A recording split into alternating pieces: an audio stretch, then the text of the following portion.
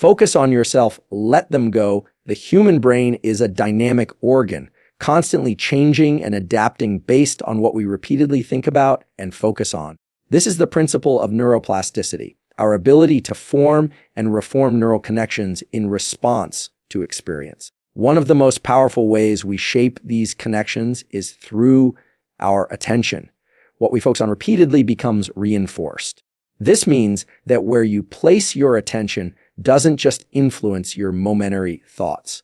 It physically changes the structure and function of your brain over time. When we focus on people who have hurt us, relationships that are no longer healthy, or situations that no longer serve us, we aren't just wasting time. We're actively strengthening neural pathways that associate that person or event with stress, anxiety, and emotional pain. For example, when someone breaks our trust or walks away from our life, the natural response is often to ruminating, why did they do that? What did I do wrong? Should I reach out? This type of repetitive thinking activates areas of the brain, like the amygdala, responsible fear and emotional processing, and the default mode network, which is associated with self-referential thought and rumination. Over time, this repeated focus becomes a mental habit, and mental habits become mental architecture. The more you revisit that person or that pain in your mind, the more your brain interprets it as important. So it keeps bringing it up. You find yourself stuck in loops, reanalyzing the same moment, expecting a different answer, but all you're really doing is deepening a groove that leads nowhere. Now, here's the key insight. Your brain doesn't distinguish between what's good for you and what's bad for you when it comes to focus. It only knows what is repeated. So if you spend your days mentally rehearsing conversations, reliving betrayals, or anticipating rejection, those circuits get stronger. They become your default setting. And eventually, you don't need a trigger. Your brain offers it up automatically. You've conditioned yourself to suffer. But if you shift your attention, even gradually, towards something constructive, your brain begins to change direction. This doesn't mean suppressing emotions or denying pain. It means consciously deciding what deserves your attention. You're essentially training your prefrontal cortex, the area of the brain responsible for focus, decision-making, and emotional regulation, to take the lead instead of letting the emotional brain run the show. This is why practices like mindfulness, breathwork, journaling, and even goal setting are so effective. They bring your attention back to the present moment or toward a vision of the future. That act alone begins to weaken the grip of the past on your mind. You begin to feel less reactive, less controlled by thoughts of what someone said or did. You start reclaiming space in your brain for thoughts that serve your growth. It's not an overnight transformation, but it is a neurological certainty. What you focus on, you become.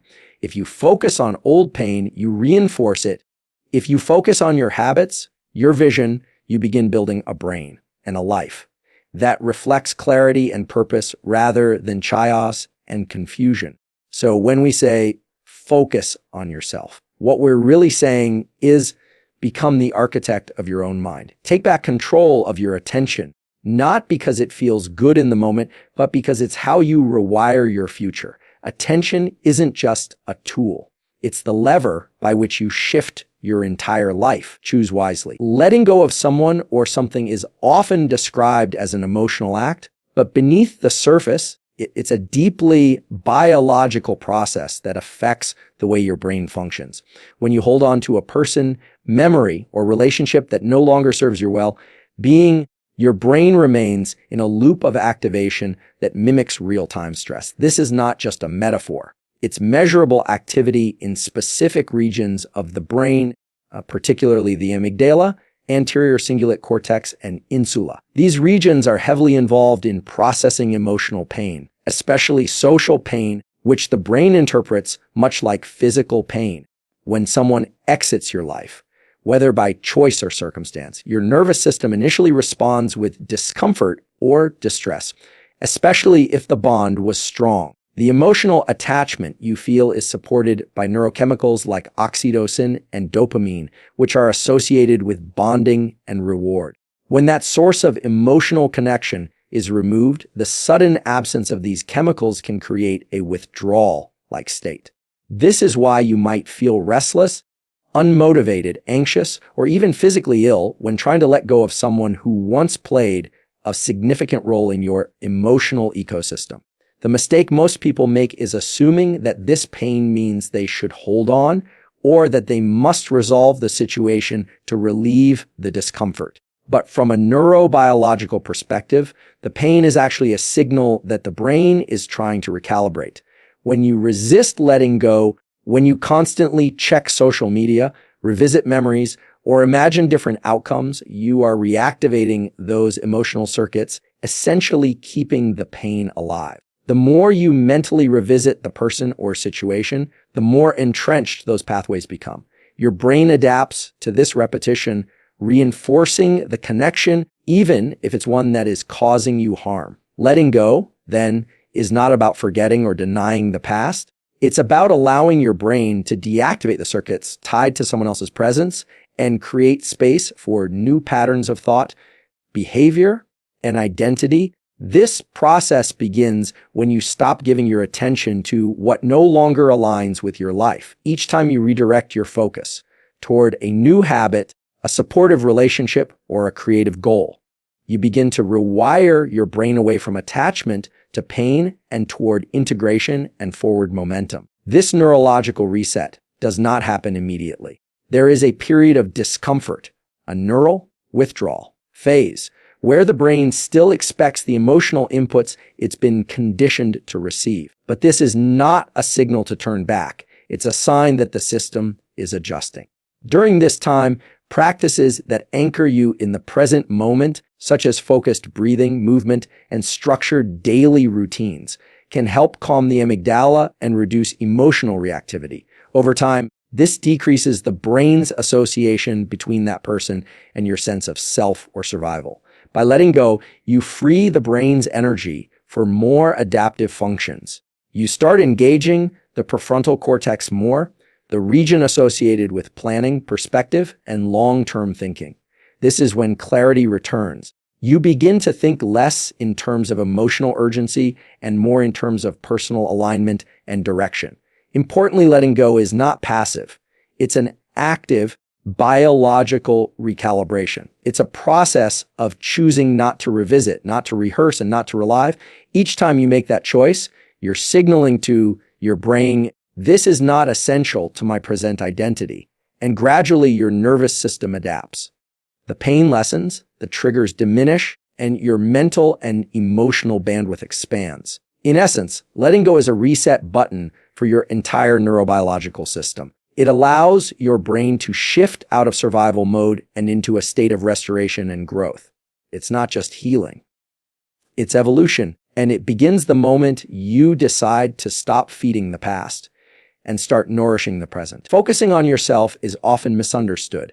Many people associate it with selfishness or narcissism, but in truth, it's an act of deep responsibility and self-regulation. At the biological level, focusing on yourself is about managing the inputs to your nervous system, protecting your cognitive resources, and building emotional resilience through conscious choices. It's not about ignoring others or becoming isolated. It's about regulating your internal state so that you can respond to life rather than react to it. Your brain is constantly processing information from your environment, your body, and your thoughts. All of this processing consumes energy.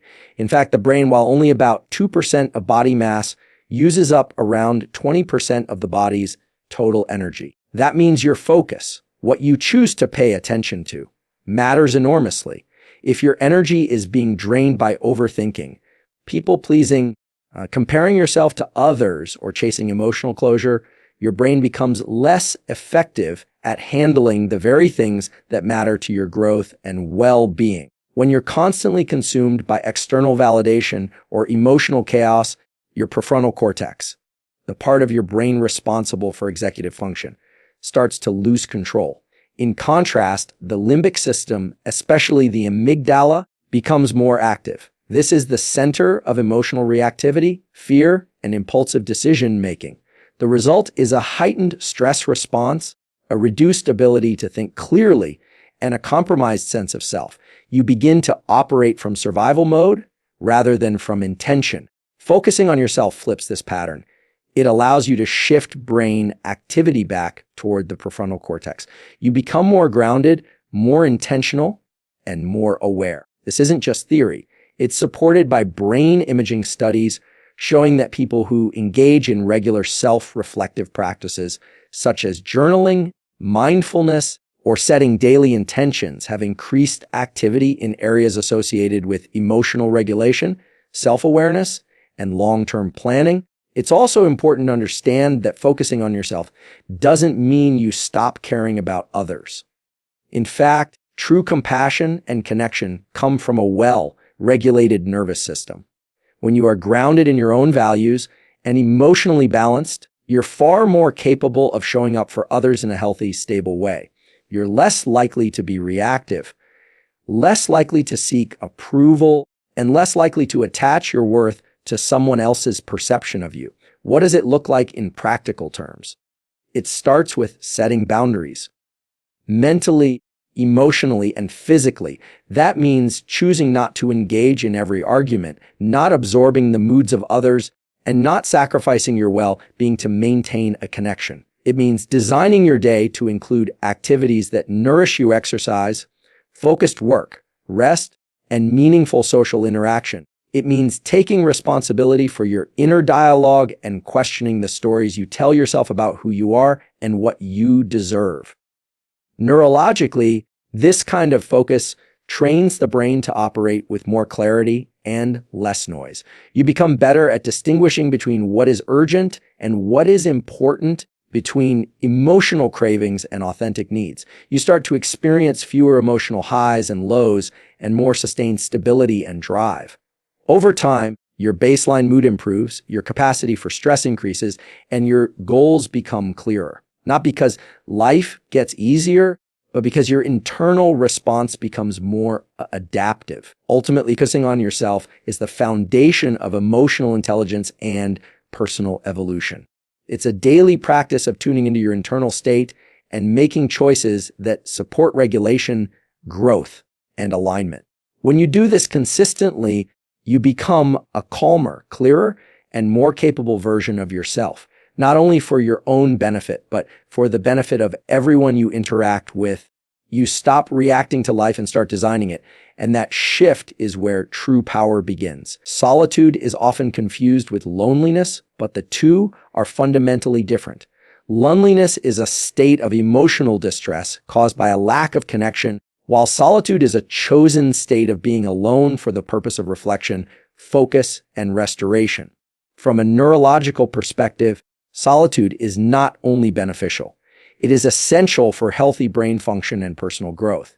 It creates the optimal conditions for neuroplasticity, which is the brain's ability to rewire itself based on new experiences, behaviors, and thoughts. When we are constantly surrounded by noise, social media, conversations, entertainment, and even well-meaning people, our attention becomes fragmented. This constant stimulation keeps our brain in a state of shallow engagement, never allowing the deeper circuits of creativity, introspection, and emotional processing to activate. The brain needs downtime. It needs uninterrupted space to integrate experiences, make sense of emotions, and connect abstract ideas. This is where solitude becomes incredibly powerful. In moments of intentional solitude, the brain shifts into what is known as the default mode network, NDMN. This network is activated when we are not focused on the outside world, but are instead engaged in internal tasks like daydreaming, memory retrieval,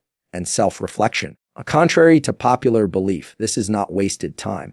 Activating the DMN has been shown to support problem solving, enhance creativity, and improve one's sense of identity and direction. It's during this internal processing that we often arrive at insights we couldn't access while in constant motion or conversation. Solitude also enhances emotional regulation. When we are alone and away from external stimuli, We are better able to observe our thoughts and feelings without immediate reaction. This helps to strengthen the prefrontal cortex, which plays a key role in decision-making, impulse control, and emotional regulation. Through practices like mindful breathing, journaling, or even silent walks, we create space between stimulus and response.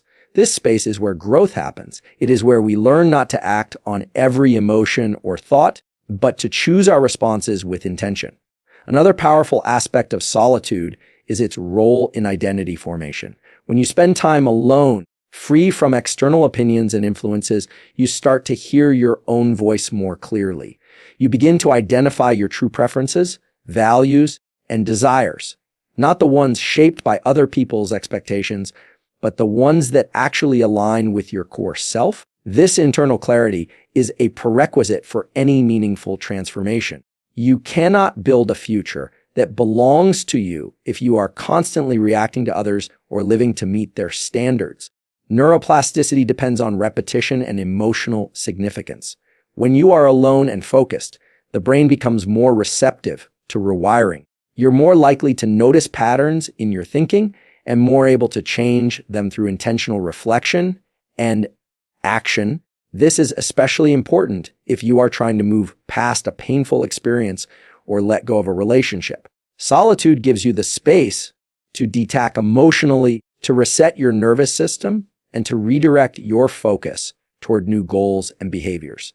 It's important to note that solitude should be structured, not passive. It's not about isolating yourself or avoiding human connection, but rather about creating windows of time in your day or week where your only input is your own mind. Even 20 to 30 minutes of quiet time a day without devices, distractions, or noise can have a significant impact on your mental clarity and emotional stability. Over time, this habit builds resilience. It trains your brain to be comfortable in stillness, to seek depth over distraction, and to rely on internal guidance rather than external validation. In a world that constantly demands your attention, choosing solitude is a radical act of self-leadership. It is the space where you meet yourself fully without interference, and it is in that space that your brain begins to change, not randomly, but with direction, intention, and purpose. Solitude is not a retreat from life. It is the preparation for fully engaging with it. In life, relationships often come with an unspoken expectation of permanence. We believe that certain people, friends, partners, even mentors, will be with us for the long haul. This belief is comforting, but it's rarely aligned with reality. The truth is, many people come into our lives for a specific phase, purpose, or lesson, and their presence is not meant to last forever. Recognizing that some relationships are seasonal allows you to let go without resentment, guilt, or confusion.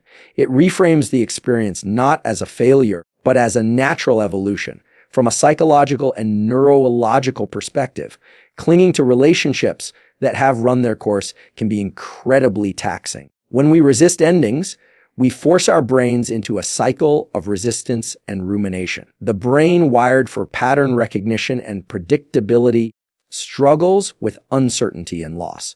When someone who once played a central role in our emotional life begins to drift away, we often try to resist the change.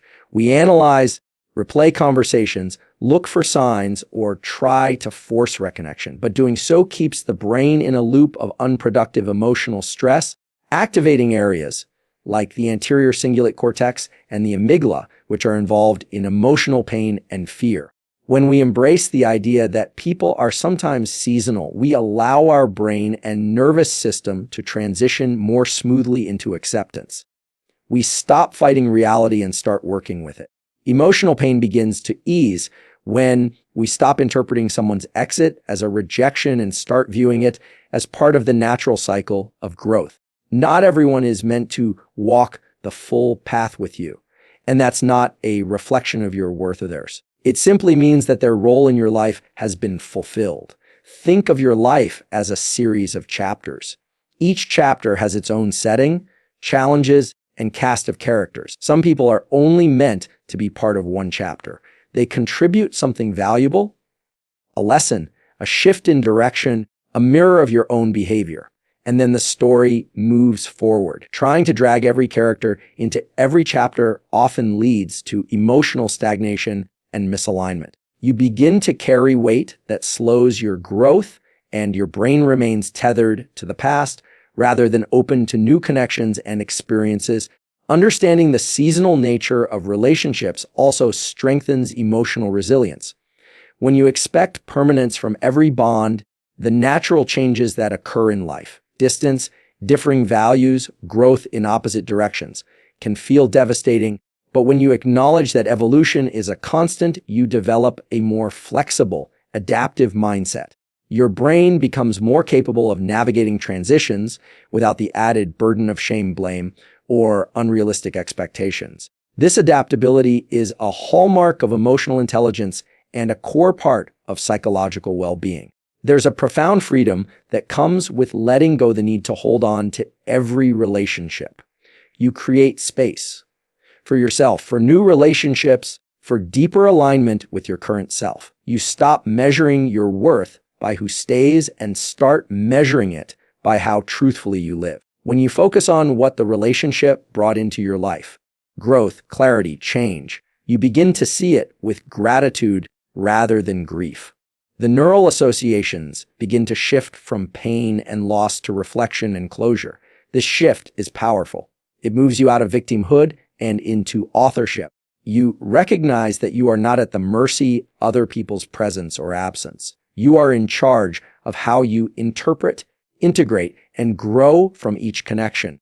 And when someone leaves, you can let them go with peace, knowing that their role is complete and that your journey continues. Ultimately, the idea that people are seasonal is not a cynical view. It's a liberating one. It acknowledges the beauty and impermanence of human connection while empowering you to keep moving forward. In accepting that not everything is meant to last, you open yourself to experiences that are meant to transform. And transformation, by its very nature, requires you to let go of what no longer fits the version of you that you are becoming.